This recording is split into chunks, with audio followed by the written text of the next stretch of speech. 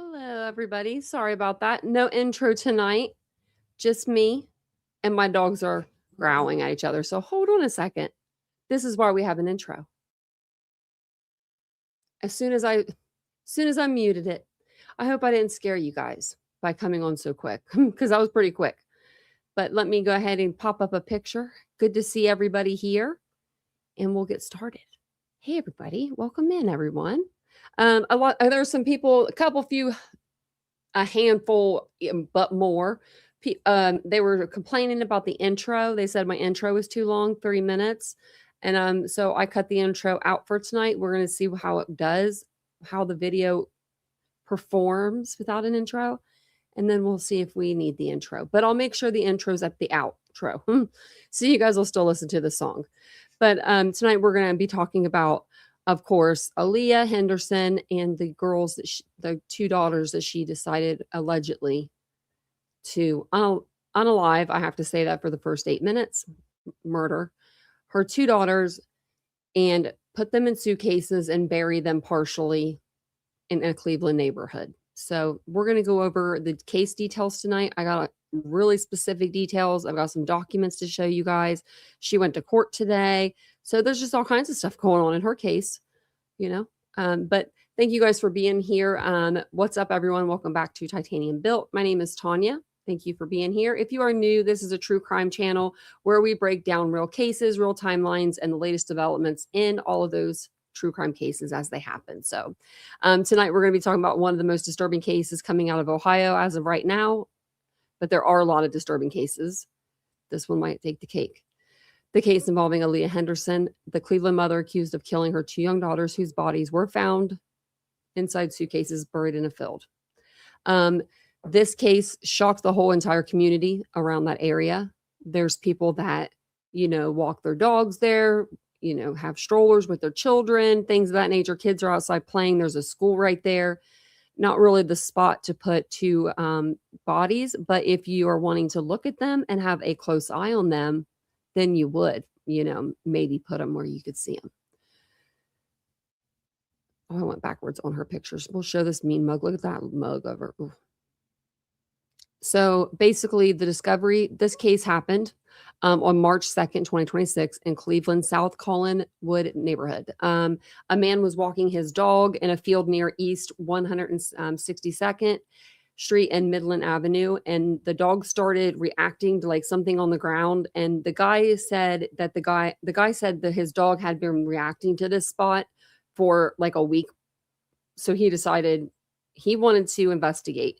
So pretty much what he did is he unzipped one of the suitcases partially, and he saw what was a human head, and he alerted authorities. So what investigators discovered when they arrived was they went into the field and they saw one suitcase coming out of the ground, looked like it was like protruding from the ground. And then they see another pile of dirt where they find yet another suitcase. When police open them, they find the bodies of two young girls. Authorities later identified them as 10-year-old Amore Wilson and 8-year-old Mila Chapman. The two girls, of course, that we know this, they were half sisters. So it's very sad. She actually had a 6-year-old. That was the one that was taken out of the home.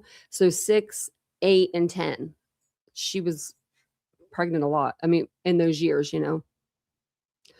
Investigators say that the bodies appeared to have been there for some time, and the discovery triggered an immediate homicide investigation. Let me show a picture of the girls because they're cute. Just a couple of days later, detectives were executing a search warrant on East 162nd Street. So literally right there, right where you can see the field. And that's when police arrested Aliyah Henderson, the girl's 28-year-old mother. She was taken to Chattahoochee County Jail, and she was charged with 2 counts of aggravated murder. Prosecutors say the charges are tied directly to the deaths of the 2 children. There is still not an indictment out there or an autopsy report that I've seen. I'm going to call about that tomorrow and see if they might be waiting. I don't know, or because it involves minors. I'm not sure. But during the arraignment, judge set a bond of $2 million. We've except for Caleb Flynn, wasn't it here? No, wasn't Caleb Flynn. Maybe it was. Or Kyle Long. One of them got like 1.5 million, but everybody else has gotten a $2 million bond. They're not messing around. And welcome in, everybody. Thank you guys for being here. I appreciate it. Welcome on in. So they found another child in the home during the search warrant. When they were executing the search warrant on Aliyah's house, they found another child inside the home. They said that the child appeared to be physically unharmed, and the child was immediately placed into custody of Children and Family Services. So, and like I said, she was 6. So that discovery raised even more questions about what had happened inside that home for, these 2 girls that are 8 and 10 to be dead in a field across the street, but the 6-year-old is just, is just fine. It just, favoritism to the youngest, maybe, I don't know. But the father of one of the girls has spoken out, and both fathers actually did a memorial, like a balloon toss for the girls. They went together and they did that, and I thought that was amazing that 2 fathers came together. Probably didn't even meet each other before this. Probably didn't even like really know each other, but they kind of knew each other, but they didn't. But yeah. So one of the girls, though, her father has now spoken out publicly saying that he had been trying to get his daughter for years, like 5 years. He said he said repeatedly that he went to the courts and child services asking for help finding her. When he visited the site where the bodies were discovered, he said the grief and anger were overwhelming. According to the interviews that he's been doing, he said he begged for help for years, but never got answers about where his daughter was living. Now, I don't understand why he couldn't get an answer on that. Like, Ohio, hello. Children Protective Services, hello, we're looking at you. Hey, Marcella. Hey, welcome in, everybody. But yeah, like we're looking at you, Children's Services. I would want to know. Like what? So, the other father, I don't believe he has spoken out yet, though. But as of today, Aliyah is in jail. She went to court in Chattahooga County for another hearing. I think that's how you say it. I always wondered if I said it right. But she went to another hearing connected to this case. So she's currently facing 2 aggravated murder charges, and the case is now moving through the court system. So as of right now, that's what she's doing. She has no prior criminal record, which, I find that kind of surprising that she doesn't have anything on her record. But the official cause of death for the girls has not been publicly released. But they did say, I remember them saying that there was when you looked at the bodies, there was no way to tell how they died by looking at them. Meaning no puncture wounds from like a knife, no bullet holes, nothing like that. So I'm thinking like suffocation. I hope, I don't know. I don't know. I hope they didn't go in them suitcases alive. We've already did that. We've already, experienced that with Jorge. She was local to the area, I believe. Because like she did this interview and stuff, and this was a while ago. And I'll tell you exactly when she did that too. But basically, the community has gathered around for this case. They really have. They're devastated. These 2 little girls had everything in front of them, and apparently, allegedly, she decided she was going to, take their life. And to me, it's disgusting. It's just, I can't fathom a mother doing that to her own children. But we see it all the time. We see it too. We see it more often than not on this channel. Like, mothers, y'all be some not so good people sometimes. So we're going to learn about Aliyah Henderson a little bit. She looks a little different in this picture than she does in some of her like Instagram photos and like her Facebook and stuff. Like I was seeing some pictures of her and I was like, is that her? Like You know, like those videos on TikTok where the women have like no teeth, and like the one girl, and she has like acne and she's like real frail looking, and then all of a sudden she does like this like makeover transition, and she's just like, you're like, is that the same person? That's how I feel about Aliyah Henderson when she puts on like different wigs and stuff, because she does look a lot different. It's like a transition. It's like, is that her? So if you see some pictures out there, they are her. It is her. Aliyah Henderson, she's 28. She's from Cleveland. She was charged in 2026 after the bodies of 2 young girls were discovered inside suitcases buried in a field. Prosecutors alleged the victims were her daughters. So the murder of Amore Wilson and Mila Chapman. So 2017, Aliyah Henderson changed her last name from Aliyah Brannick to Aliyah Henderson. Not sure why. 2007. She would have been like 17, 18.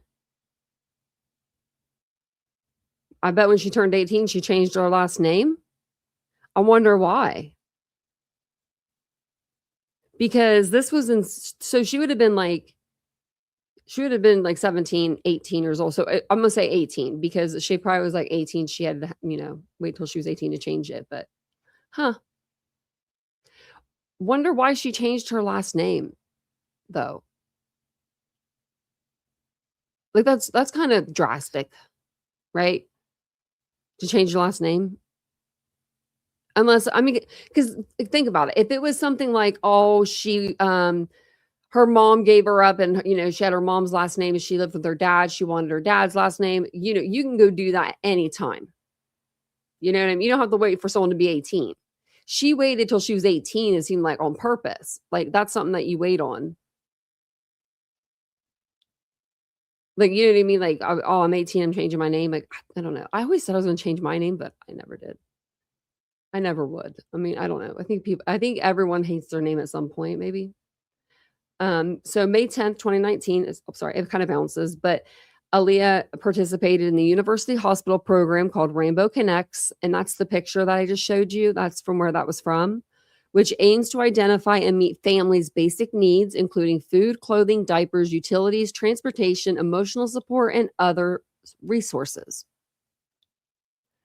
It's kind of like Job and Family Services, but a little bit like more like on steroids a little bit, because they don't do diapers, I don't think, and stuff like that. So that's a good program to be in. And I think I pulled this up.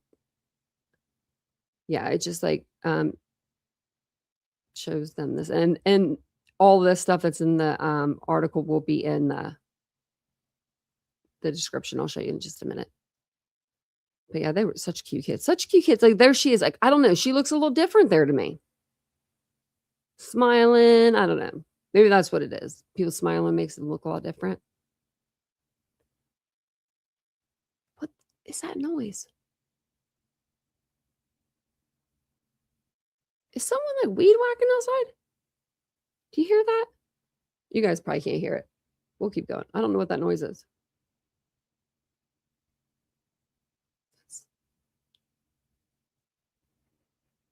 Sorry, that's really bothering me. I'm sorry, I don't know what that noise is. And I'm here by myself, so I'm just kind of nervous. Like, it sounds almost like the washer would be like, doing this, but our washer doesn't do that. Do you know what I mean? We got Speed Queen. Nothing stays on where it needs to, but it just sounds weird.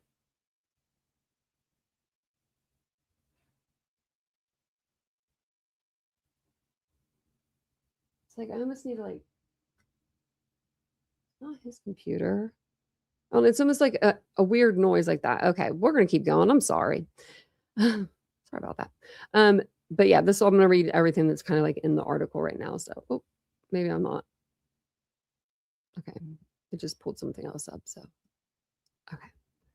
So during the meeting, Henderson spoke with Beard, a 22-year-old graduate student in medical psychology. I always forget how to say the word, sociology, at the Case Western Reserve University, who planned to become a physician and was assisting with the screening process.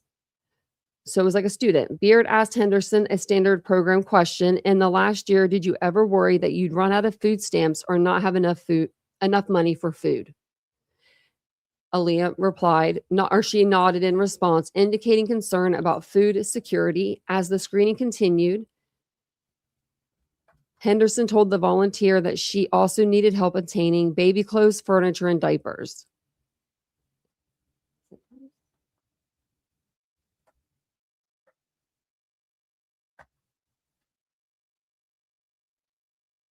Do you hear that? All right, hold on one second, guys. I got to get this sound or it's going to drive me nuts. Oh, it's my refrigerator. Okay, we'll turn you off for a minute, buddy. Okay. Oh, that's so much better. Okay, now I can turn my fan back on one. Okay. I'm sorry, guys. Sorry about that. I was losing my shit. I was losing my shit. I was like, what is that noise? I hope my refrigerator's okay. It's raining. Yeah. We didn't have electric earlier for like the whole morning and afternoon. That's why I didn't do my afternoon comment roast. I'm doing it tomorrow. I can't wait. Don't be there. Be there, be square. It's gonna be good. I'll tell you about it at the end of the live. Yeah, that thing was like, I'm sorry. I'm one of those people that I can't, like, if there is a noise that bothers me, it will drive me insane. If it's like if someone's like, let's say chewing weird, like chewing like loud, like that gets on with some people's nerves. It's like something like that. Yeah, we don't have any storms right now. Oh, wait, yeah, we do. I think it's raining. Yeah, it's raining out there. It's been raining all day today. We'll take a sidebar. 85% chance at 8 o'clock and then wind after that. And that's what got us before. That's what got us today. The wind storm knocked out the electric. So during the meeting, that's when she said, okay, if you ever worried about, needing help, money for food, she said, yeah. And then she said she also needs help obtaining baby clothes, furniture, and diapers. Henderson stated, everybody needs diapers. At the time of the visit, Henderson was holding her 3-year-old daughter, Amore Wilson, and 1-year-old daughter, Amelia Chapman, was playing nearby. Just babies. They're 8 and 10 now. They were 8 and 10. The girl's grandmother, Lee Brannick, also that was her last name, entertained Amelia with a game of peekaboo using a donated hand-knit blanket.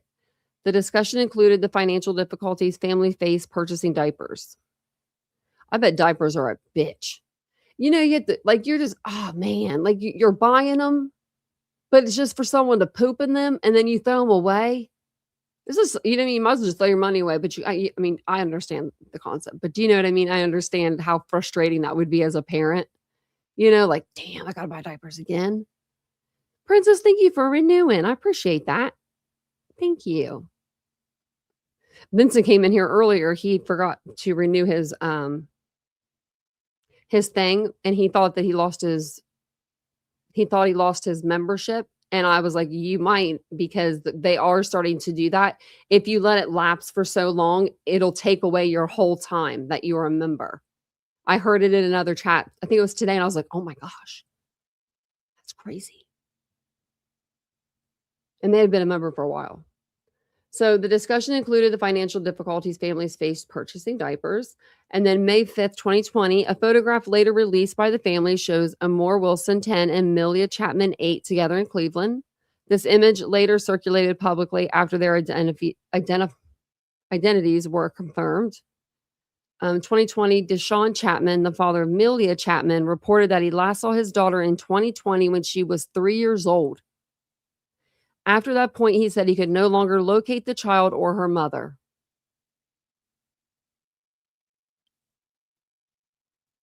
Would it be easy to move during COVID, though? And sneak away? I guess it could be, but, I don't know.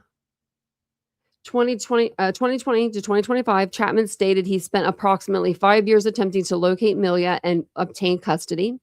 He reported repeatedly contacting courts and child welfare agencies seeking help. Well, there should be a report or something on that, right? Because he did not know the address where the child and her mother were living, his efforts were unsuccessful. But he should have said, at least take this down as on record as a statement, like a police report, stating like, hey, I'm trying to, find my daughter. So look at this.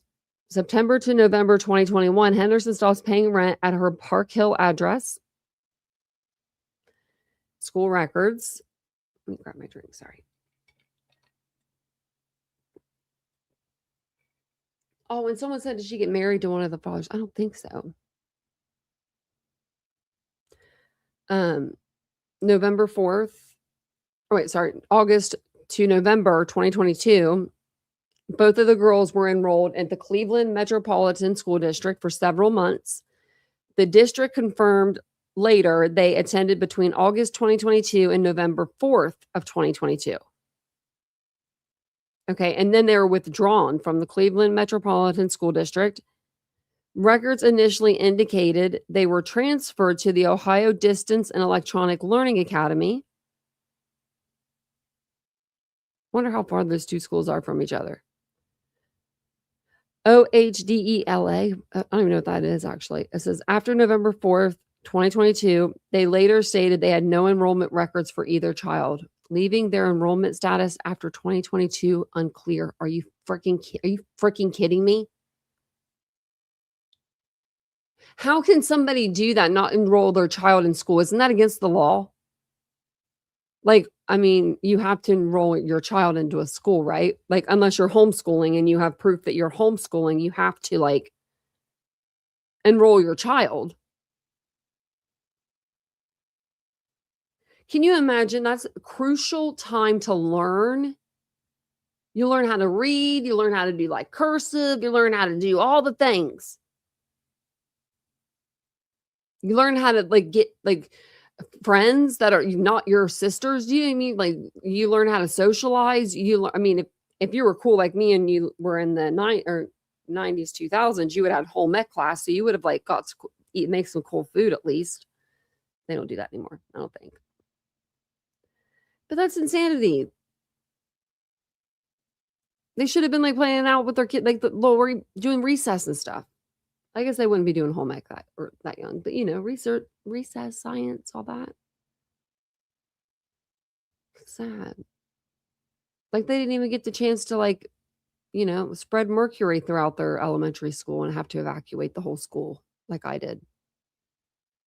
It was a science fair project back when they had those 1 thermometers. So it goes to March 2nd, 2026, the discovery of the bodies. I want to know about I want to know like, okay, OHDELA must be like where you, I don't know, get like school records. Okay, it's Ohio Distance and Electronic Learning Academy. Oh, it's the free the K-12. Okay, I don't know if they have that everywhere. I'm sure they do, but it's K-12, and they have no records for those kids. So maybe people, I don't know who would have to call. I don't know who would have like authority to do this. I don't think I would be able to get these records. Like, I don't think they'd be like, yeah, we'll tell you. But shouldn't somebody be calling like the school districts like that they lived in and calling the schools in that district and seeing if these kids were enrolled at any school between, November 4th of 2022 to March 2nd, 2026? 4 years.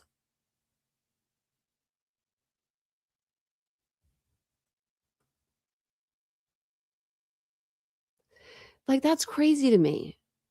That would, they'd be 4 and 6? Oh my goodness. So at 6:00, okay, so discovery of the bodies at 6:03 p.m., the man contacted police. So a man walking his dog near East 162nd Street and Midland Avenue discovered a suitcase partially buried in a field near Ginn Academy. It's an all-boys school, and Saranac Playground. He looked inside and observed what appeared to be human remains. And at first he said it was a head, so then everybody was going around, not us, but a lot of people were going around saying like they were like decapitated or like, chopped up or something, and they weren't. They were intact. Police response, so then officers, of course, from Cleveland Division of Police respond to the scene. They confirm a young girl's body is in the suitcase, buried in a shallow grave. While searching the area, the detectives locate a second suitcase approximately 25 feet away, also buried in a shallow grave. So I'm wondering why they're even separated. Like, why are we separating them, right? I think she killed them. I think she put them in there and killed them. Maybe she drugged them to put them in there. I'm not saying her, allegedly this person, whoever did this, to get them in there or something. But I just feel like that's where I don't know. Because if she had killed them beforehand, let's say, right? A 10-year-old and an 8-year-old, I don't know, you might be able to fit both bodies in one. I don't want to sound like gross, but you might be able to fit both of them in one suitcase if they were dead. So why would you take them and put them in 2 different separate suitcases? Or maybe that's what happened. Maybe she had to because they didn't fit. But why would you put them 25 feet away from each other? Like, it's really, really, really cold out this time of the year. You could, I mean, we saw the hole you dug up. It wasn't very good, but at least you were like digging. I don't know. I just don't know why this person would go and dig another hole 25 feet away. Did she want to separate them? I don't like that. But I know that she kept them where she could see them. Wonder what that says. We need the behavioral panel. I know that says something. I just control. I don't know. So the second suitcase contained another child's body, of course. We know that. So police secured the field as a double homicide investigation. Evidence technicians documented the graves in suitcases. The bodies were transported to the Chattanooga County Medical Examiner's office, and we still haven't heard, cause of death or anything like that. But I'm thinking I don't know. I'm just thinking suffocation. If, it's something you can't see, unless it was like an overdose or something.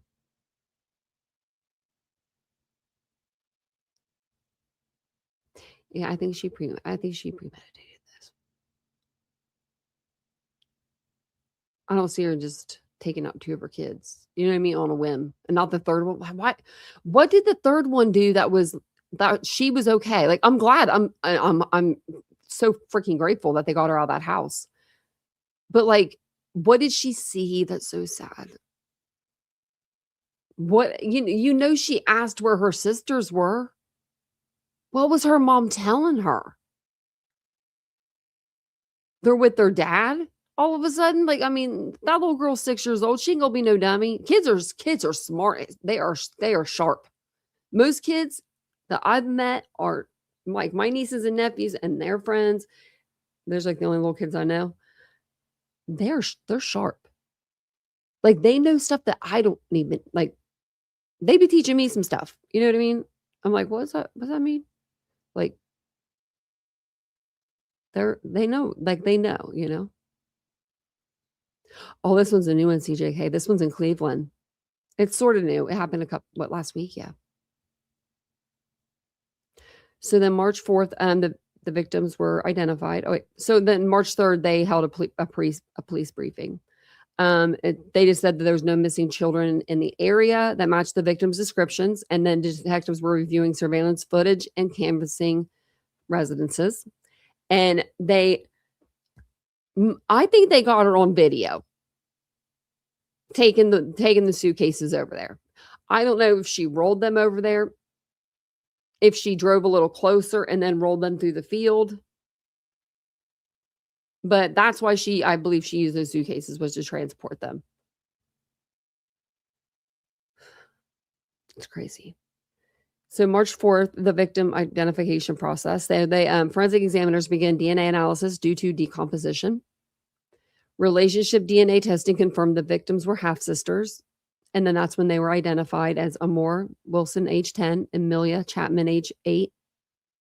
The conditions prior to discovery. Investigators reported that the girls' bodies were badly decomposed when discovered, suggesting they had been dead for some time before discovery. I believe it was before the snow. And we had a huge snow, and it was like they like piled it up. I mean, like, the trucks like in mounds, and it took forever to like melt. And I remember one day it was like all gone because it rained a whole lot that day, and it was like warm for like one day, and it just kind of took away all the ice and all the snow. And I think that's when the guy walked his dog over there. Started walking his dog over there. The exact time of death has not yet been publicly determined by the medical examiner. So, development of the suspect. Detectives conducted interviews with neighbors and potential witnesses. Surveillance video from nearby areas was reviewed. Evidence and investigative leads pointed towards their mother, Aliyah Henderson, age 28. I wonder how long it took them to figure out who their mother was. Like, they have their DNA, and it's the same. Like, I'm sure they could figure out the mom's DNA from that. But if they put her in CODIS, she wasn't in the system or anything. So, great police work, I guess. Investigators detained Aliyah after completing interviews and collecting evidence. I don't know the sources. Oh, it's just a video that we watched a while ago. March 5th. So they had a search of the residence. Police executed a search warrant at 705 East 162nd Street, apartment B. So it is a multi-unit dwelling. I was right. Connected to Henderson. A third child, approximately 6 years old, was located in the residence, alive and unharmed. The child was taken into custody by Chattahooga County Children and Family Services. I hope she's okay. I'm sure she's scared to death, but I hope she's okay. Damn. She didn't deserve that. You don't even think about your other child. You don't even think about your other, you took away her sisters. You took away her forever best friends. Like, I would never forgive you. If allegedly, if you did this, and you're my mother, I would never forgive you. I just wouldn't. I wouldn't be able to. March 6th, charges and arraignment. So Henderson was formally charged with 2 counts of aggravated murder. Still haven't seen that indictment though. Like where it says, usually you'll get like that probable cause affidavit, or like sometimes in Ohio they'll call it like a bill of, what did I call it before? A bill of particulars. We haven't got that. But she did have a court hearing. She's had, I think, a couple. So the first one, she appeared before a judge, and it was a man. And bond was set at $2 million. Henderson did not enter a plea at that time. And then March 6th through the 10th, court records indicated police were examining all relatives connected to this case. Investigators were also reviewing the father of the surviving child, past domestic violence allegations involving that individual, possible family contacts connected to the children. The surviving child was placed in emergency protective care, so nobody knows where she's at. March 10th, 2026, Henderson returned to court in Chattahooga County Court of Pleas. The judge kept the $2 million bail or bond in place. The court assigned private defense attorney Kevin Spalasi to represent Henderson in the criminal case. The public defender's office continued involvement in the separate child custody proceedings regarding the surviving child. So whoever, if they're having a custody proceedings, unless this was before the girls died, then that's pretty quick for them to be like, no, it's my child, I want custody. We'll read through this, and then we'll actually watch the video. We'll watch the her first court appearance and her second court appearance, because they're both like 3 minutes. She's not in there very long. So she now has a female judge, and I love her. I don't know who she is, but I like her a lot. I like her a whole lot. She's, I think, only been on the bench like 12 years, so she's like pretty young, and but she's spicy, and I like that. These two public defenders wanted to represent her, and usually they'll be like, yeah, whatever. She was just like, no, not you guys. I'm not giving you what you want. I was like, oh man. So today, March 11th, She had the initial appearance was scheduled for 8:30 a.m. So she, woke up at 7 a.m. this morning, got her breakfast in, and then she came up to court. So arraignment room, Justice Center, 12th floor. Oh, I guess she went up 12 floors. And then just says defendant, the case number, Cleveland Municipal Court. I've never been there. I bet it's like scary. I don't know. Cleveland always makes me so scared. I don't know why. The court determined that Henderson was indigent, so she can get a public defender. Original bond continued at $2 million. She ain't getting out. Cash types permitted. Cash, security, property. Anybody got a $2 million house they want to put up for her? I don't think so. Case procedure, no early deposition conference scheduled. At the request of the state, the case will be presented directly to a grand jury. So, okay. You think the grand jury is going to come back with an indictment? They say you can indict a ham sandwich. I don't believe that so much, but I think they'll come back with an indictment. So, status of the investigation, the cause and manner of the girls have not yet been publicly released by the medical examiner. I don't know when they'll be released. Investigators have indicated the case remains active and that certain evidence cannot yet be disclosed, and that's probably some of it. I mean, I know that their autopsies are done. Henderson remains jailed while the case proceeds through the court system. So, we've already seen this. This is when they find the suitcases. Has everybody saw that where they find the suitcases? I'll fast forward it to where you guys can see it. Like, we're gonna have. I don't know where it's at actually. Might be back here. I didn't think you walked up there that fast.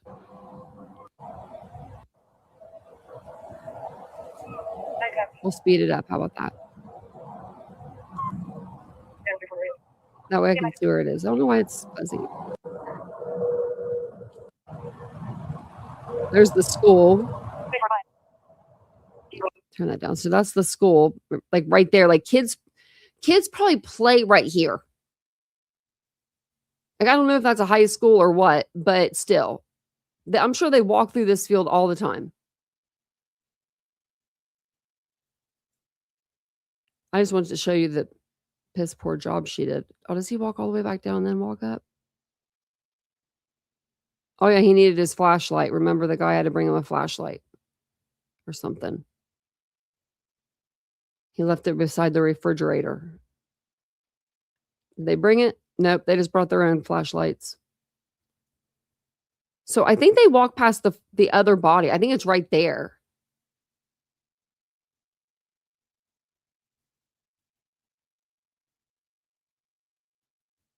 Let's see if I can slow that down.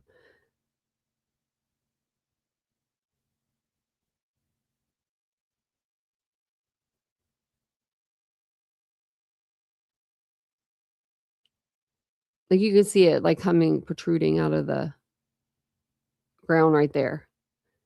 It almost looks like it's opened, but I don't think it is. I think it's one of those ones that gives you like maybe a little leeway, but I don't think so. They don't usually do that. They usually zip up, so it might be unzipped a little bit. Yeah, right near the damn school, but I think it's so she can see them. And what I don't because what I don't get is if she's not a small girl. She's not a small lady by any means, right? She would have picked up them suitcases and probably if this was me and I could do this, and if I could even be in this, position, wouldn't you like take those suitcases and put them into that like wood area right there? You know what I mean? Where it's like all overgrown. No one touches that stuff. They're gonna mow this grass eventually in the spring. Like she had to think ahead. Like, did she think, well, in the spring I'll go over there and get them, and then bury them? I mean, like, because when you try to like bury something in the dead of winter in Ohio, you're not going to be able to without a backhoe. You're just not. Like a shovel is not going to do it. I'm surprised she got that big of a hole that she did. And I'm really, really, really surprised that neighbor didn't go over there and check out that suitcase prior to 1 week of walking around with his dog. I'm nosy as hell. And you would have seen that suitcase coming out of the ground a little bit. I would have been like, I'm going over, guys. I'm going over.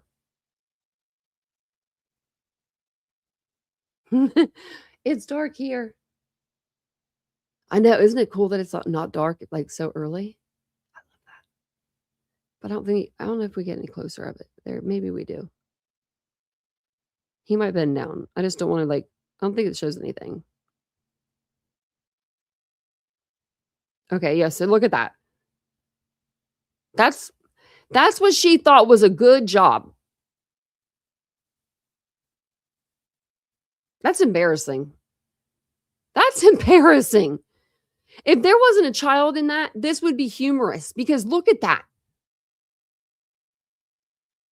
She should have just been like Sarah Boone and just done just drank out of the spigot outside, you know what I mean, and did the whole 9, hung over. It would have been probably better than this. And then the officers that come up to this and the guy that found it. Think about the guy that found, oh my goodness. What did he think was in there though? I mean, I've been in true crime too long. I would straight call the cops if I saw a suitcase protruding out of the ground like that. You ain't gonna catch me looking in it. I don't care if there's Halloween stuff in there, spooky stuff, or if there was gold bars in there. Me and the cop can share them after he opens it. But I mean, she gave up, couldn't do it. Yeah, because the ground is so hard. We unfortunately we had a dog pass away in December, not this past December, 8 years ago. But I was like, oh my God, what are we gonna do? I was like, it's December. And Vince is like, what do you mean? He's from California, right? I'm like, we can't bury her. I knew where we were going to take her to my brother's land, but I was like, we won't be able to do it. So I called my brother. Thank God. He's like, I got a backhoe out there right now. He's like, I've got you. I'll go there after work. So I got the best brother. But this, it almost is like the other one was buried better. If you notice, there's a mound there, but it's not, I don't see the suitcase at any point, right? So maybe she could bury one. It would have taken her a long time. If I had a shovel, I don't own a shovel. I live in an apartment. I don't need a shovel. I wonder if I could borrow one from maintenance. I'm about to go out back and see how long it would take me just to dig a little small hole. Oh, no, I call it. Oh, Higgins, no, I'd be calling the cops and telling them to send deputy whatever there. Nope, they got time. It's Cleveland. I'm just kidding. They don't really.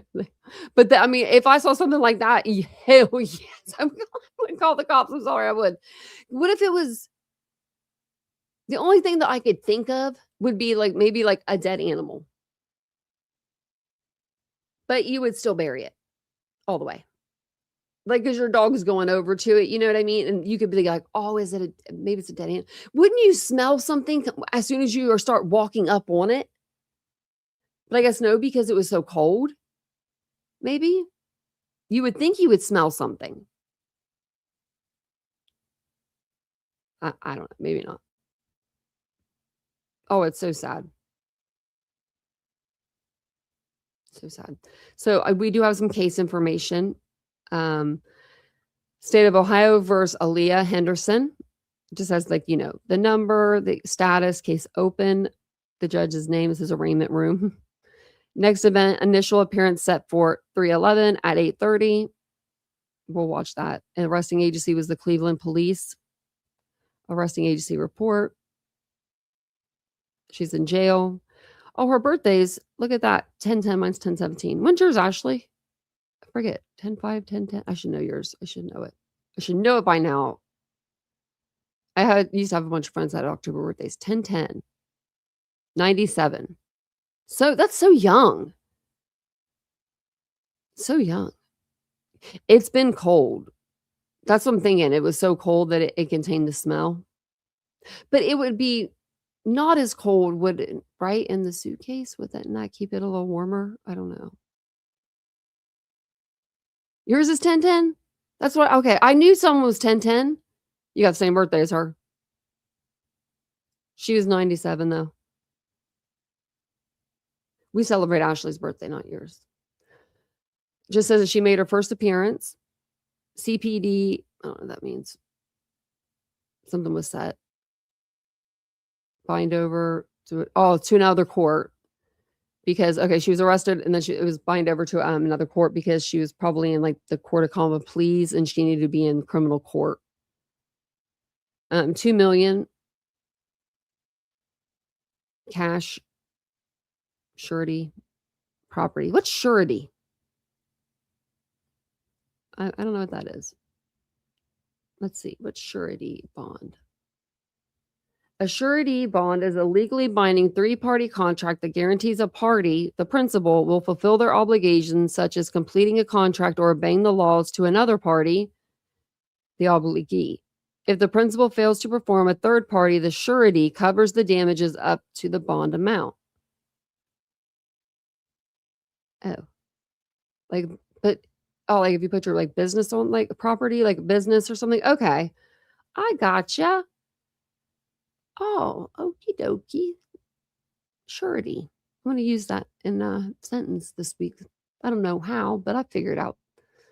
Okay, so that was, I think, all of that one. Yeah. And then she had first appearance. It's just this other document. First appearance held 3/11. Defendant declared indigent. Any cost imposed pursuant to OCR. And it gives the code and another OCR. Another code. Ohio Revised Code. That's what those are hereby waived. Court assigned Nancy Jameson or Jason and Kevin Spalesi as counsel attorney, was notified by email. Original bond contract at $2 million.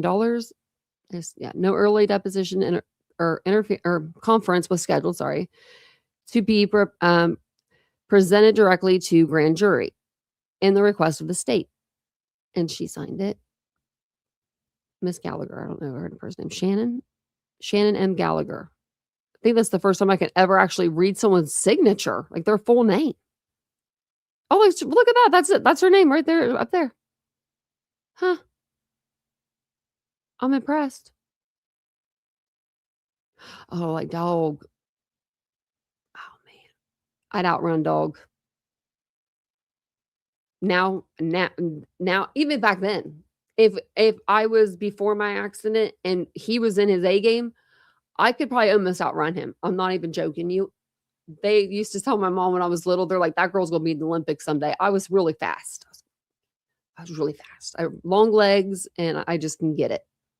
I don't know why I could run fast.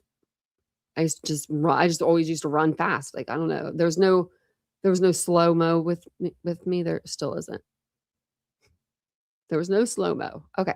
So this is the first court appearance that she went to. And then I'm going to show you the second court appearance that she went to. They're only about 3 minutes. So this is the first time she came in. Looking at her. Or is this the second time? I think it's the first. Hold on.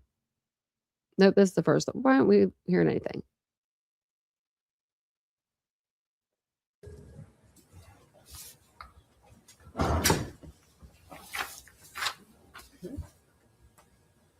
Look at all them cops.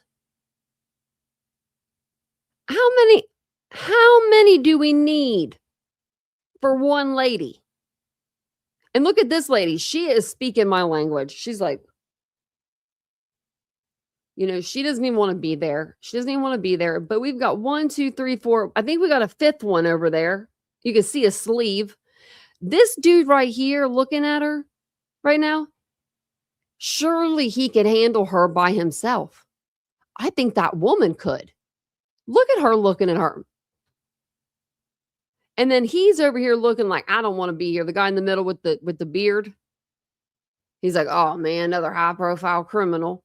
And this guy, I don't know what he's looking at. I think he's looking at him, looking at her. But this just, how many officers do we need? Oh, SRT too. Ooh. Good morning, Miss Henderson. They got the CERT team bringing you in. All right, so we're going to first hear from, regarding your bond, we're going to first hear from the prosecutor from the state. Oh, sorry. And then we got a corrections officer. Okay, so they're all a little something different. Okay. She knows not to mess with us anywhere. And Oh, sorry. And one more thing. Blue is felony. If you're wondering why she's wearing blue, I don't know why she's not in like some other color, but she's in blue for felony charges, I guess. regarding charges against you, charges that you are presumed innocent, on charges that allow for you to have an attorney without cost. And after we hear from the prosecutor, we'll hear from your attorney, okay? Madam Prosecutor. Thank you, Your Honor. Your Honor, this is an allegation of murder in two separate charges. It's alleged in this matter that the defendant did cause the death of her two daughters, 8 and 10 years old. The badly decomposed bodies of the two little girls were found in shallow graves in Cleveland in suitcases. Your Honor, the defendant is 28 years old. She scores a 1 and a 1 on the PSA, has no record noted on the PSA. Your Honor, based on the nature of the allegations and the charges in this case, I would ask for nothing less than a $2 million bond. I would implore the court to consider setting a $2 million bond, cash surety at this point for the record. Thank you. Thank you. Madam Public Defender. Thank you, Judge. Ms. Henderson is waiving a preliminary hearing on both cases, and I ask for the most reasonable bond you can give her. Tell me a little more about her that you know. Judge, she's been in jail 3 days. That's her attorney. The I didn't watch this prior. That lady is her. Oh, this ain't gonna go well. This ain't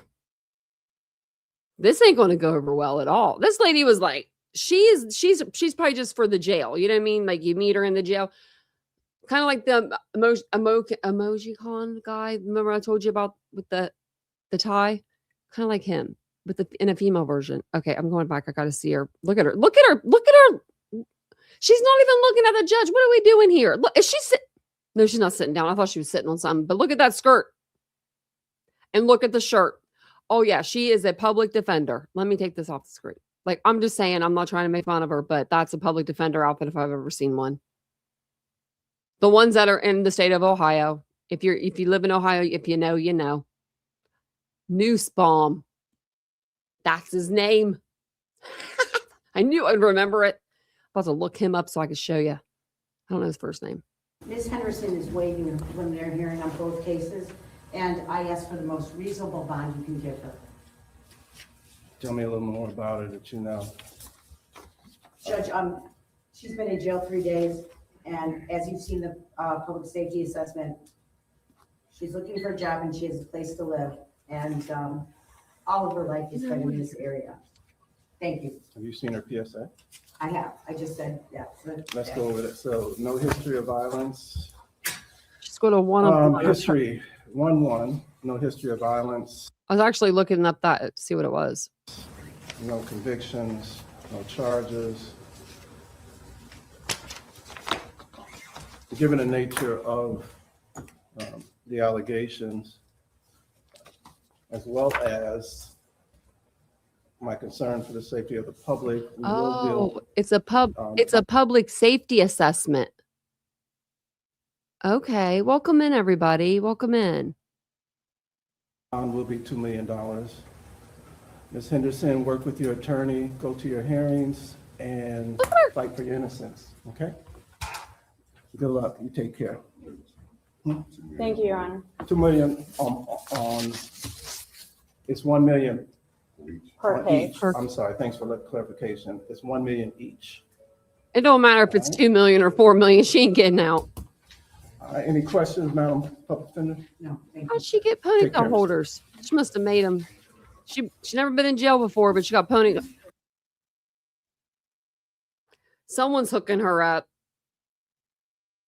Because I'm going to tell you right now, They do not give you ponytail holders for your hair. Nope, they do not. They do not. You make them out of like the string in your like scrubs or whatever it is, or I don't know how they do it. They're freaking wizards in there, okay? They can make stuff like you would never believe. But she says they said she's never been in jail. She would like her hair wouldn't be up like that. Like, I'm just thinking, I mean, unless it's a new thing that I'm not, that I don't know about. But I've never been to that jail before. I've never been to jail. So welcome in, everybody. Welcome on in. Okay, so I wanted to show you guys her new hearing. Where did I put it? Oh, okay. So before that, we'll watch this little bit of the jail video they have. I'm wondering if I could get any more of this, if there's actual like full jail video, because I feel like this isn't all of it. You know what I mean? But this video has been released by Fox 8 iTeam, and it shows us for the first time Cleveland mother's movements after police arrested her for the murder of her 2 kids. The video comes with new developments in the case involving little girls 8 and 10 years old found buried in suitcases. Video of the Chattahooga County Jail shows Aliyah Henderson taking some of her first steps behind bars. You see her getting booked by the Cleveland Police and Chattahooga County Sheriff's deputies. Earlier, the I-Team revealed police video from March 2nd as officers took their first look at the crime scene. That's the video we just watched. And now the city has released a recording of a 911 call from a citizen who had been walking his dog there. Did we hear that? The 911 call? Because I have it. I thought we heard it.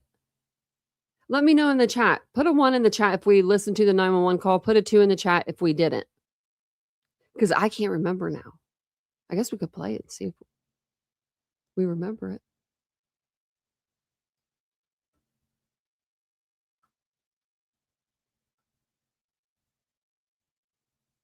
Because I thought we heard it.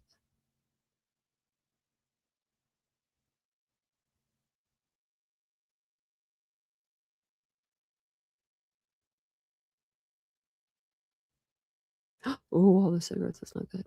Okay. Let me hear it. See if it sounds familiar. We'll play it. Okay, we'll play it. I don't know if we've heard it. I really don't. I know we've been listening to a lot of 911 calls. That's why I'm like, I thought we heard the 911 call, but I thought it was matched up with them finding the suitcase, if that makes sense. Do you know what I mean? Like somebody's video, but maybe not. Okay, let's listen to it and let's see what they have to say. Because you don't remember it? Okay. We'll listen to it because I don't remember it. I don't remember it. But we have been listening to a lot of 911 calls lately, so we'll play it. 26, 18, 03, and 58 seconds. Cleveland 911, dispatcher on the Aldini Police, fire, or an ambulance? Police. Yeah, Cleveland Police, what's the address of the emergency? It's a park, Midland and 162nd Street. I just found a head in a suitcase in the park. Yeah, Come here, dog. Sit down. Sit down. Okay, what's your name and phone number? My name is Philip. Wow, yeah, we didn't hear this before. Your last name? Donaldson. Donaldson. Okay, and is it a human head or an animal head? Yes, no, it's a human head in a suitcase with it looks like some other body parts. I was walking my dog and my dog stopped and there was something like half buried. It looked like a suitcase. I pulled it up and unzipped it and opened it, and that's what it was. Okay.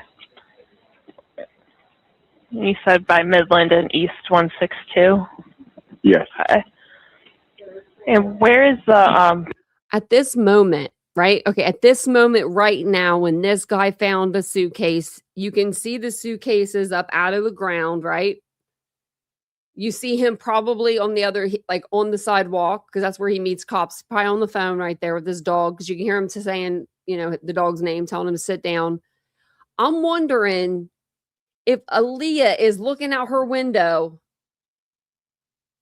at that moment and going, oh shit.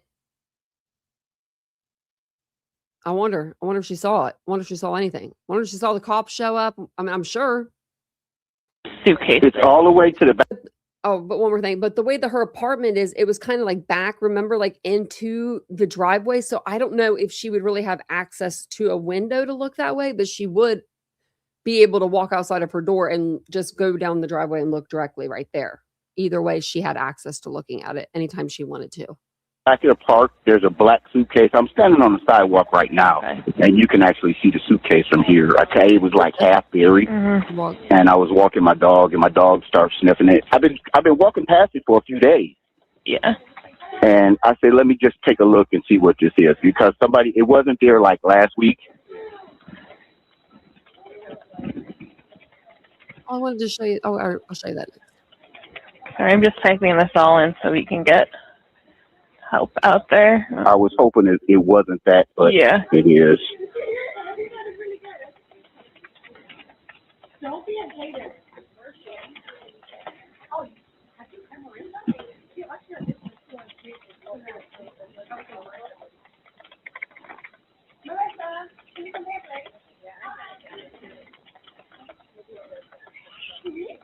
All right, we're getting officers out there. Okay, thank you for calling. All right. Okay. Bye-bye. Thank you for calling. Well, at least we're not real mad at that one. You know how like the last few 911 calls we've been like yelling at the computer or TV, whatever you're watching it on, or iPad. It seems like that anyway. Okay, so let's watch her in all of her glory over here, walking through jail. So this is right after she got arrested. It doesn't show a whole lot, I don't believe, but it shows a little bit of it.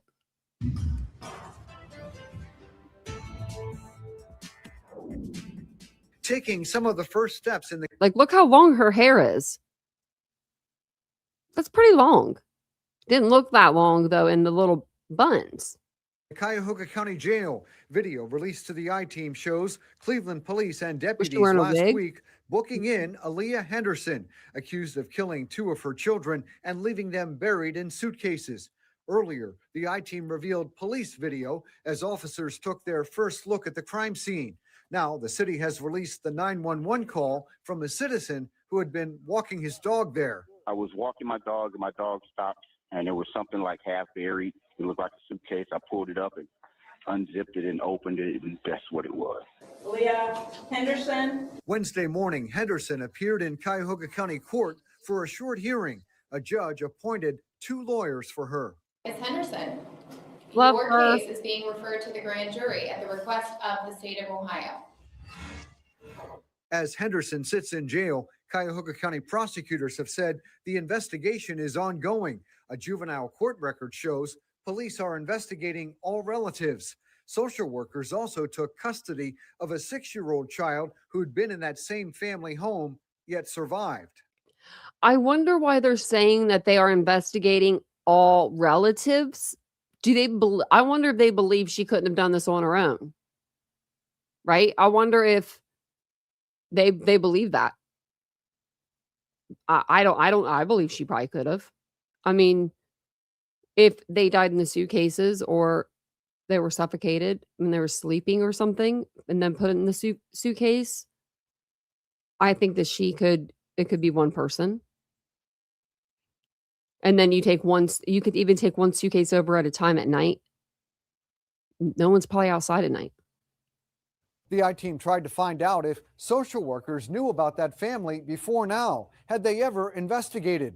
The county sent us a letter saying the prosecutor does not want records or information released about any possible involvement of social workers.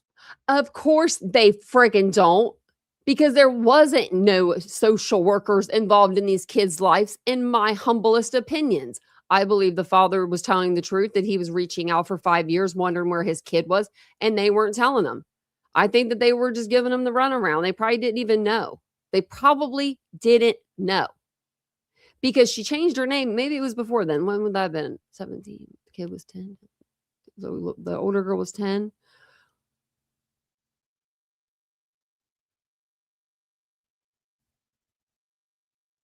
She could have had her oldest daughter right? She's 28. She could have had her oldest daughter and then changed her last name. So she could have been like hiding in a way. I can't remember if he's the 10-year-old's dad or the 8-year-old's dad. Now I gotta go back up. I can't remember where we saw it. There's the. No, I think she was the 8-year-old, maybe. I think the 8-year-old father came out. But the 10-year-old, I mean, that's what she could have been doing there.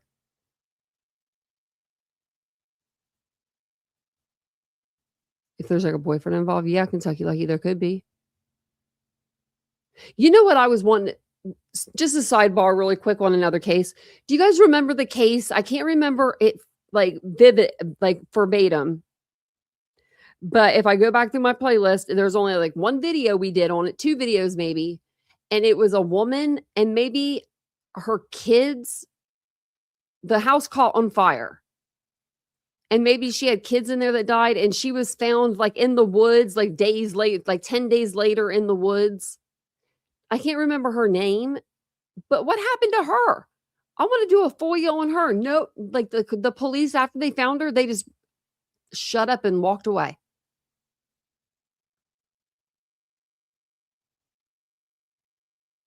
She might have been priceless.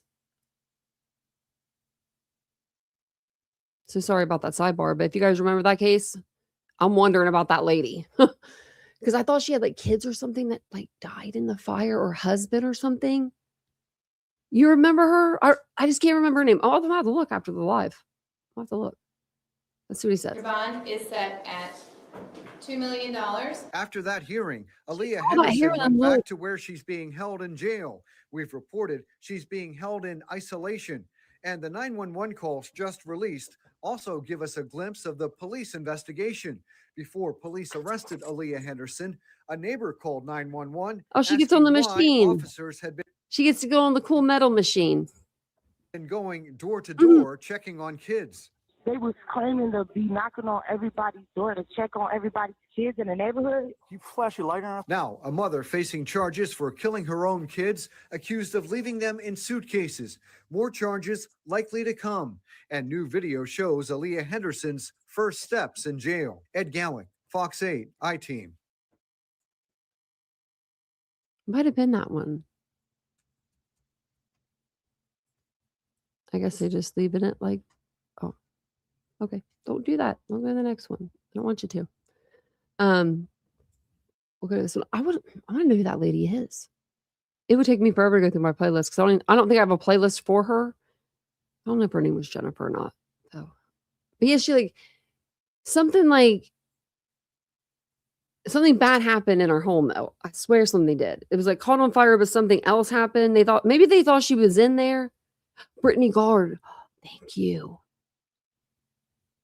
Yes, because every time I looked her up, the basketball player would come up. I want to know about her. Let's watch this, and I'm gonna look her up. Where are you hiding at, Brittany Gard? Okay. Is this the same one? Oh. Before we handle the first appearance on this issue, yesterday, after this court completed its arraignment room docket, I was approached by members of the Public Defender's Office, specifically about appointment to this case. 3 members of the Public Defender's Office, I grabbed a prosecutor to stand in to have this conversation. This case ends in an even number. Pursuant to local rule, the public defender shall be assigned cases that end in a 1, 3, 5, or 7. It is this court's discretion to assign counsel, private counsel, for all other cases. The public defender asked to have this case assigned to its office. Anna Ferelia is representing the state of Ohio on this case. She was not present for that conversation. I will allow you the opportunity to be heard. Thank you, Your Honor. The state of Ohio would only request that you follow the local rule. This case is like any other case in Cuyahoga County. We have had 8 other aggravated murder cases in this county this week, and I don't believe the Public Defender's Office has approached any other judge or the judge in this arraignment room to have an assignment. This is called poaching. And this is not the first time the public defender has done it. When they think a case is of their liking, they want to jump in. They wanted to do it in Bianca Ellis, and the judge did not allow them to do that. The judge picked 2 independent assigned counsel. Was that at the arraignment room? This is the prosecutor. I love her. I love her. I love everything about her. She's like a little Nancy Grace. It was at the arraignment room, Your Honor. But they started from the beginning because Ms. Stebbins, in that case, went out to Rocky River and talked to Bianca Ellis. So this is the same thing here. Here they went to juvenile court to approach this defendant for the emergency custody of the child who is still alive and participated in that. So at this point, Your Honor, I just want what's fair. And I want you to follow local rules. That's what the other judges do. That's what I want you to do. This isn't a special case. The tragedy is that there are 2 dead children. Thank you. I will allow the public defender a brief moment to respond. Thank you, Your Honor. Ashley Stebbins for the Public Defender's Office. We, as a routine, ask the bond commissioner in cases where we have a substantial interest, where we have done extensive work in juvenile court for bind over cases. We reach out to be appointed in those cases. You look young enough to be like young enough. So how many cases have you done extensively? If we have a substantial interest in a juvenile court, a emergency custody or custody proceeding, we ask to be represented just for continuity of representation with our office. We do have a youth and parent division where we represent people. It is routine for our office to go down to emergency custody hearings. It is not an aberration for us to be on this case because we are appointed at the emergency custody. So I take issue with that we're trying to poach this case. We are representing Ms. Henderson in the juvenile court proceeding. That is true. I have been in contact with the public defender that's handling that case. We are asking to handle this case because of that, because we were able to get into the jail to speak with her. And the Bianca. Are you representing her in the custody case? No, one of our. So she would have a different lawyer from the public defender's office anyway. It would be the same team that we are able to communicate, Your Honor. So we have a social work division that is able to work with her. We have the attorneys down there are able to communicate with us easier than outside counsel. So in the Bianca Ellis case, we were actually approached by the court to come out and do the case. We did not just show up at court and ask to do the case. So I just wanted to make sure that the court was aware of that. This is not out of the blue for us to ask for a case that ends in an even number, because we do reach out on a number of occasions, especially with our vertical representation unit, where we represent someone from basically arraignment and juvenile court on. We do come to this court and say, can you please appoint us to make sure that we have the same team moving forward in the adult division? Okay, thank you. While this may not be a unique situation for you, this is a unique situation for this court. Yesterday I was approached. This is my 12th year on the bench, and I've never once been asked to be assigned by an attorney to be assigned to a case. Okay. This case ends in the number 6. It's an even number. Treating it like any other case that I'm going to assign private counsel. Thank you for your time this morning. Bam! She is feisty. Oh, she's not that young. I thought she was younger. Your Honor, may we stay with her through the first appearance? Absolutely. Thank you. All right, They turned around to walk away and they were like, oh, wait. Ms. Henderson, your case is being referred to the grand jury at the request of the state of Ohio. I will assign 2 attorneys to represent you. I'm assigning attorney Nancy Jameson and Kevin Spellacy. Your bond is set at $2 million, cash, surety, or property. Good luck to you. That was not reassuring. Good luck to you. You're going to need it. Probably, most likely. I think you will. I think she's going to need it. I mean, that city is not going to rest. Cleveland does not let child predators, child molesters, or child killers rest. They just don't. Look at Ariel Castro. His house was down and everything. Take the house down. We don't even want it in the neighborhood. They knocked it down. The guy that held the 3 girls for 12 years or more. We talked about that the other day.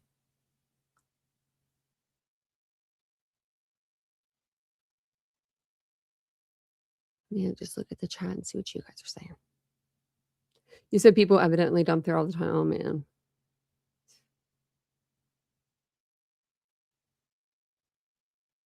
I figured he just walked that way because he did say he walked.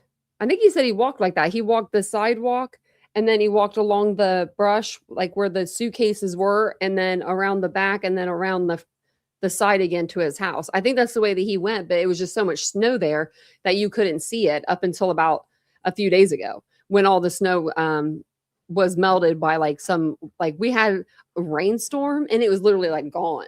Like within like hours, it seemed like all this snow that we had that I thought we would never get rid of, it was just gone. And I was like, dang, the ground was thirsty. Oh, you moved. That's surprising. You left your sister there by herself. I was going to show you guys, but dang, she moved over here. The cat was laying on that bed earlier. It made me laugh so hard.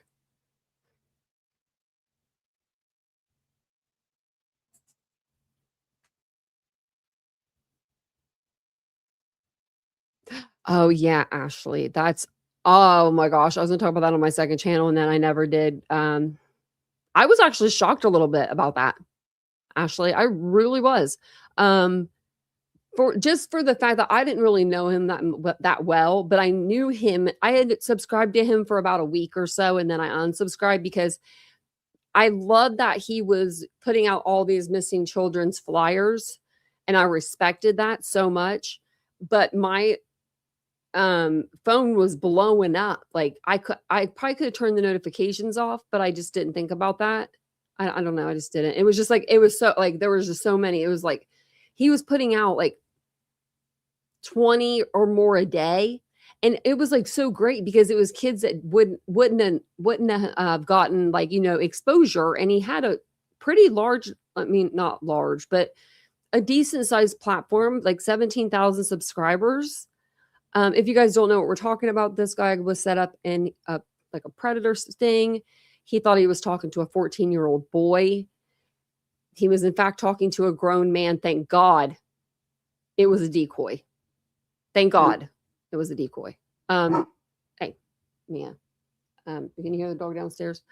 But he didn't get arrested or anything because the cops, and it's so, and that's just, I don't like that part. They need to work together, not, separately. But we all found out at least who he was. And he would literally, like, he would just put out, I just remember him putting out all these missing child things. And then I think I saw him in Dutch's live one time when I was in there, like way back when. And I said like hi to him, you know what I mean? Like just friendly hellos. But like, it wasn't, like, I wasn't that close with them. Do you know what I mean? But at the same time, I was like, oh my God. I think if it was anyone, I mean, you can't be shocked about people on the internet because it's people on the internet. You really don't know who they are.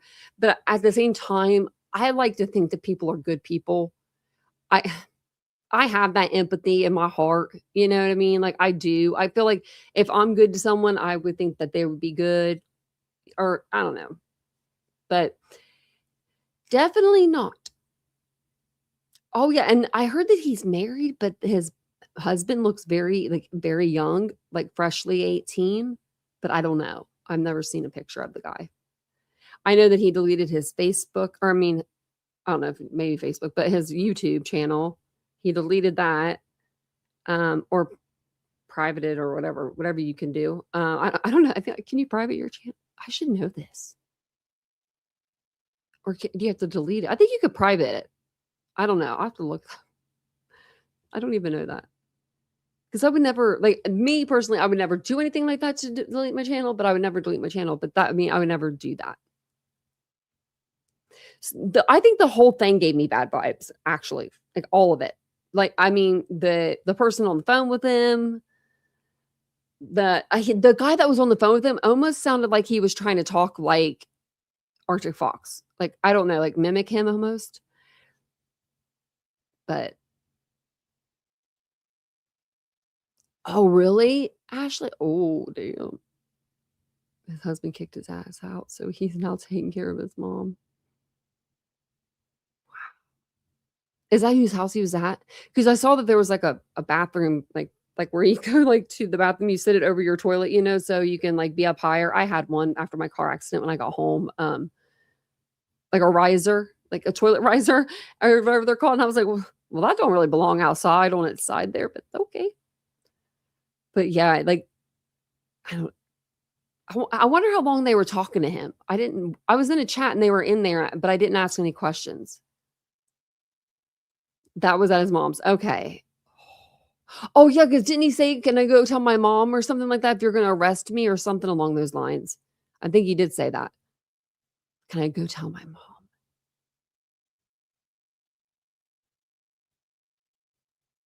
And why don't they ever, like why are they never not clothed? Every time do you ever notice that? He didn't get any cookies, though, or Chris Hansen. I would have been like, "I want Chris Hansen and I want a damn cookie and maybe some iced tea."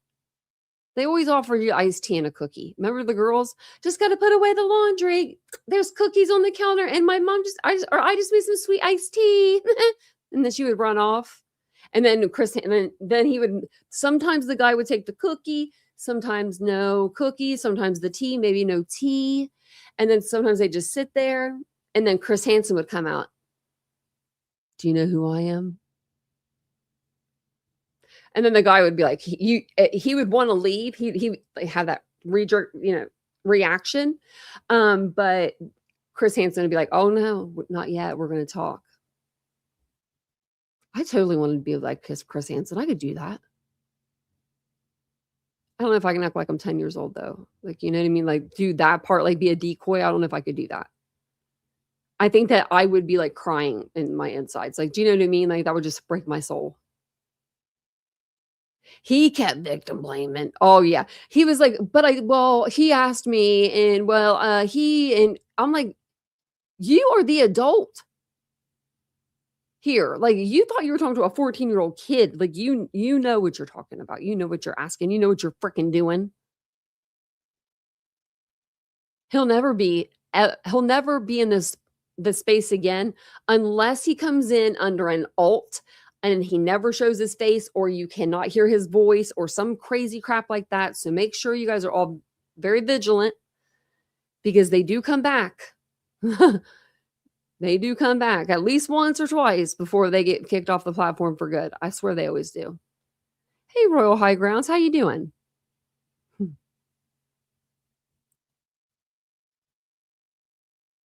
Oh, I watched like the whole thing almost, Ashley. I watched it over at Chasings though, and she made it better. Well, because at first we thought it was a real boy, but then they came in, the people that like, I don't think they're really supposed to be here, but they came in and they were like, "No, it was a decoy," and then they gave us the video. So then we saw the decoy video. We didn't go through the whole decoy video because it was like really, really long, but we went through most of it. It was like we went through like half of it or something, or like the major points. And he was trying to do stuff. So, oh really? He had money and a tech degree. I could see him kind of being techie, I guess, but not really. I mean, not like good at tech. I could see him being like, I don't know. He just looks like I'm making the sting face because I felt like that's what I would be doing if I was like around him. Like I'd be like making that face. You stink, man. Like, oh gosh. And then they had like that shoestring thing going around I was like, oh my goodness. And then his mother, oh my goodness. Yeah, thought it was a 14-year-old. I was pissed. I was so mad. I calmed down a little bit after I realized when they came in, they said it was it was a decoy. And then my heart rate went down and I felt like I could breathe again. I was just like, I was so mad. I was like, I cannot even breathe. But I think that's all I have on Aliyah. Let me see.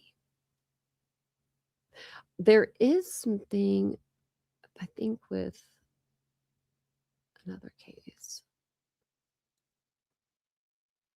Let me see what I have on my list here. Okay, I don't have anything up here really.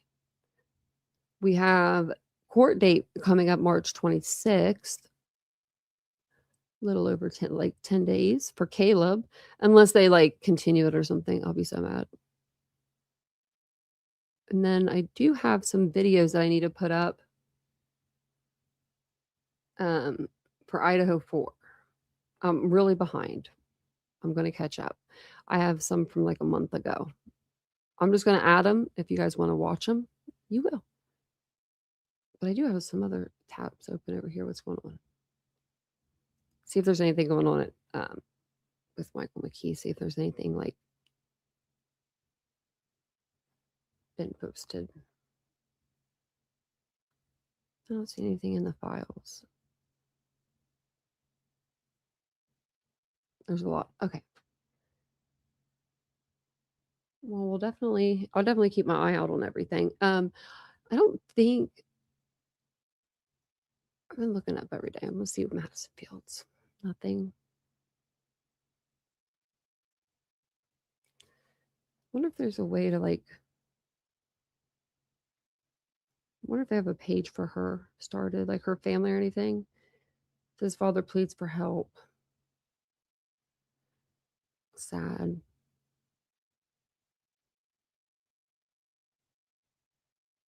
Oh, really? Higgins, I deleted her. I don't watch her. After she messed up on all this stuff, I told when I said unsubscribe, I unsubscribe. The next event for the Tepe case is April 16th. But we do have so Michael McKee, his lawsuit is going, like everything's going through. So I figured we'll cover that as well. I think they'll probably all plea. I think Michael McKee will plea. I think Caleb Flynn will probably plea. But that's just me. They always plea, it seems like. I mean, you know, for the victim's sake, you know, if it is better for the victims and stuff and everybody involved, then I hope that that's what they do. But if they want this to go to trial, then I hope that they get that trial. And if they do get that trial, I'll be there for it. So me and Vincent were talking about that, like stuff like that today, because the electric went out and I was like, why don't I have a backup battery pack? And he's like, well, you do. And I was like, no, I don't, because I have a different phone now. My phone takes a different, like this little thing is not, it's the 17. So it doesn't take like the, you know, like the 13 took. So like this one right here, like for my iPad, like it doesn't take that one. It takes like I forget what it's called, the cord, but I was like, I'm going to need one of those, because if I sit in court all day and then I go out for lunch and let's say I do a video or two, my battery will still be okay. But, you know, I just want to make sure it's good. So 5 battery backups. I know we have like none. Like Vincent's like, I don't have one either. And I'm like, well, we need some. Hello. I was like, and make sure mine can click on the back of my phone. He's like, you have a loopy. And I'm like, never mind. It's all because of this loop, but I won't get rid of it. I don't ever drop my phone. I can carry a million gazillion things. I've had these covers on my phone ever since my iPhone 8 Plus. I ain't doing it. That's what USB-C. That's what it is.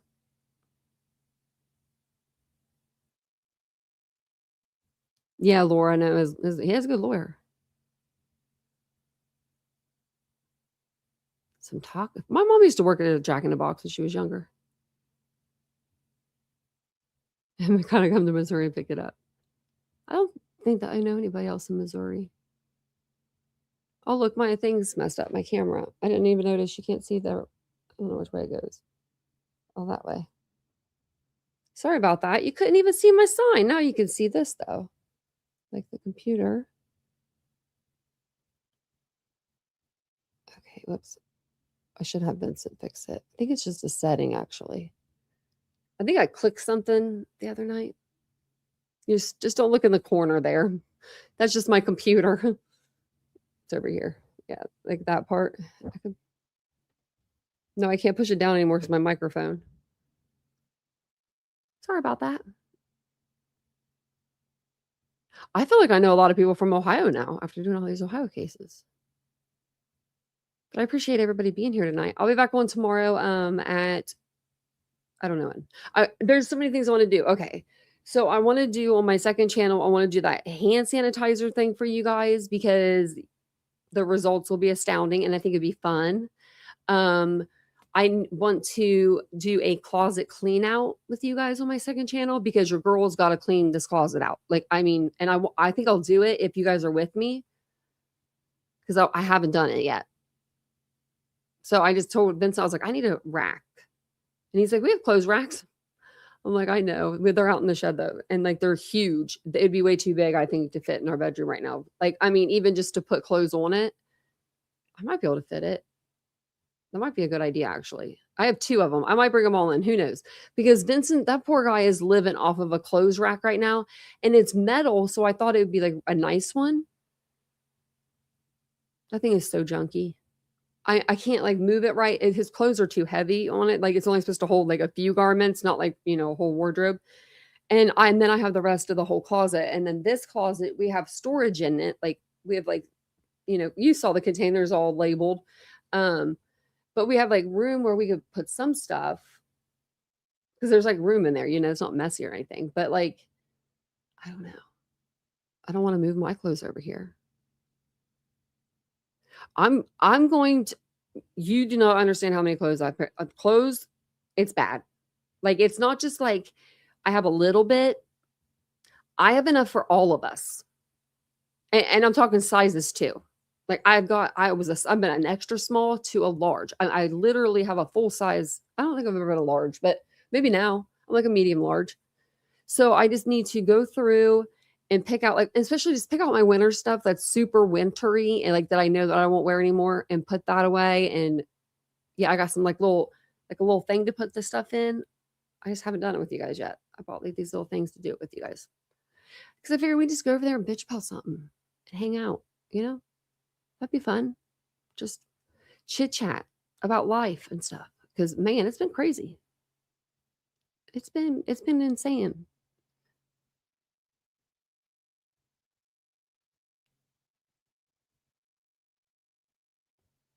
I do have a lot of boutique clothes and bamboo. I did have a lot of bamboo, but I got rid of it. I had like these little racks for my clothes, but I sold them. I don't know why I sold them. Oh, because we were doing this stuff in here and I didn't have anywhere to put them. I was like, let's just sell them. Oh, I wish I would have kept them. I'm going to keep some stuff like, oh no, you always keep Spencer's stuff. Always, always, always. Don't ever get rid of that stuff. You keep that until until you feel ready. But, I mean, because I have stuff that I'll never get rid of. Like my mom's robe. That thing is so plush and big and pink. I should wear it actually. But it's like huge. And like, I don't know. It's her though, right? It's like, it probably still smells like her. Oh, 4 months. Man, already. That's sad. Yeah. I do need it. Well, then we'll have to do a closet purge over here since you've done one. Since y'all have done one, I guess I'll be the last one to do it. But yeah, I just have some stuff I need to get rid of. And it'd be good for me. I had a really cute closet at one point. Like, I mean, and there's like little stuff like hung up in there, but like I have too much. Like you said.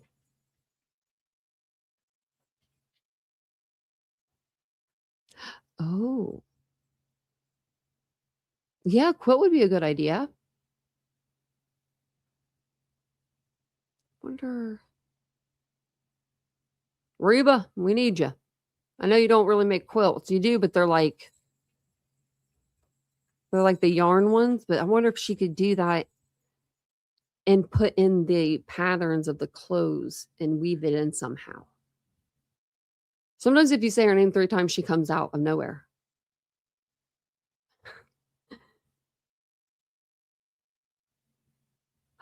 She hasn't smoked in 3 weeks. Oh my gosh. Tell her that's awesome.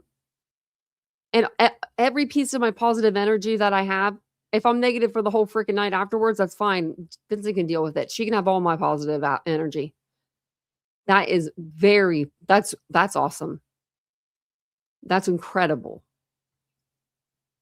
And just tell her, just think like, not even about breathing better, because that's like, I mean, that's like she's going to, you know, and everyone says that, but she's not going to want to grab for that, you know, even if she's vaping or whatever. She might grab for that, but at least that's not a cigarette.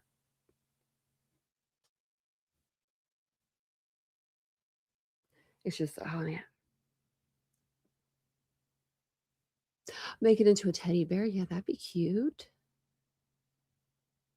A little teddy bear shirt, little teddy bear flannel. And then you go like build a bear.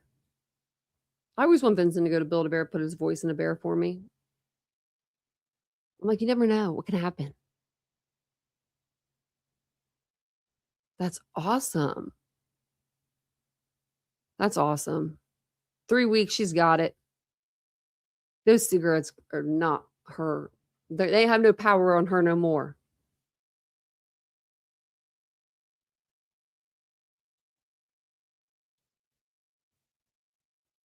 Oh no, Casey, that sucks. You get to sleep. Well, I am going to come in on the second channel tomorrow. So make sure you're subscribed to Unfiltered with Tanya.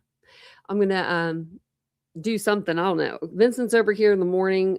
So I have nothing, and I have no appointments tomorrow. Tomorrow's Thursday, right? I don't know what today is. Today's Wednesday. Yeah. Tomorrow's Thursday. Today's the 11th. So yeah, tomorrow we could do like some fun, different lives. And then we'll do something over here. So maybe I'll do like a couple different ones on my other channel. But I do want to do the one with the closet clean out because I need to clean out my closet really bad.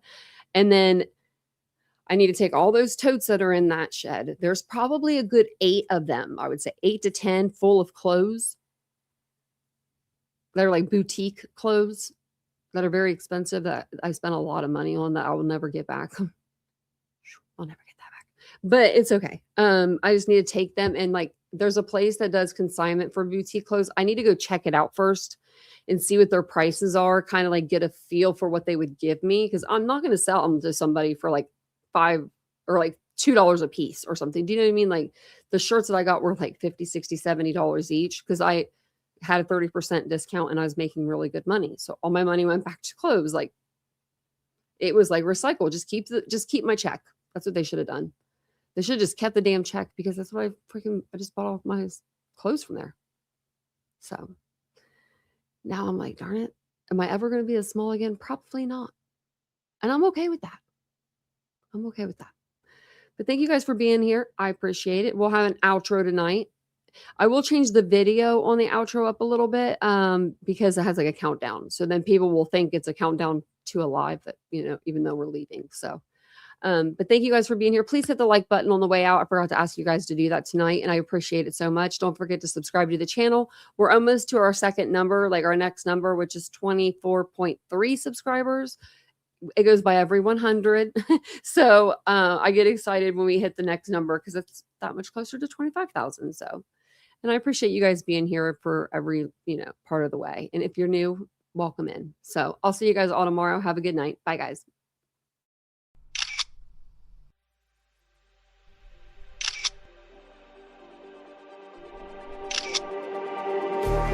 Just like the street lights lit this town, like a fire in a blaze, gotta burn it down. Can't be afraid to leave this out. We got this far, don't know how. I see danger in your eyes. They know we'll burn down the night. Coming just like the sunrise. You know that we're gonna let it rain. Tonight, we're gonna let it rain. Tonight, we're gonna let it rain.